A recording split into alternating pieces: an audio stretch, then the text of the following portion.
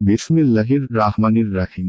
সূরা আল মুল্ক, আয়াত 13। তোমরা তোমাদের কথা গোপনেই বলো অথবা প্রকাশ্যে বলো, তিনি তো অন্তর্যামী। আয়াতের তাফসীর। তোমরা তোমাদের কথা গোপনেই বলো অথবা প্রকাশ্যে। 1, নিশ্চয় তিনি অন্তর্যামী। 2, 1, এখানে আবারও কাফেরদেরকে সম্বোধন করা হচ্ছে। অর্থাৎ, তোমরা রাসূল সাল্লাল্লাহু আলাইহি ওয়াসাল্লাম এর ব্যাপারে গোপনে কথা বলো অথবা প্রকাশ্যে, সবকিছুই আল্লাহ অবগত আছেন। কোনো কথাই তার কাছে গোপন থাকে না। 2, এখানে তার গোপনীয় ও প্রকাশ্য বিষয় জানার কারণ বর্ণনা করে বলা হচ্ছে যে, তিনি তো মনের ও অন্তরের গুপ্ত রহস্যসমূহের ব্যাপারেও অবহিত।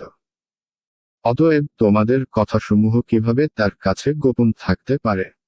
আয়াত 14। যিনি সৃষ্টি করেছেন, তিনি কি জানেন না? তিনি সূক্ষ্মদর্শী, সম্যক অবগত। আয়াতের তাফসীর। যিনি সৃষ্টি করেছেন, তিনি কি জানেন না? 1, তিনি সূক্ষ্মদর্শী, সম্যক অবগত।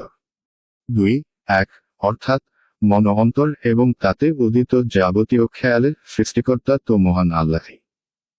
তিনি কি নিজ সৃষ্টির সম্বন্ধে অনবহিত থাকতে পারেন?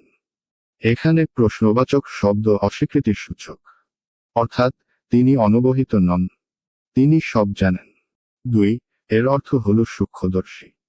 অর্থাৎ, যিনি হৃদয়ের যাবতীয় খবর ও অবস্থা সূক্ষ্মভাবে জানেন ও দেখেন।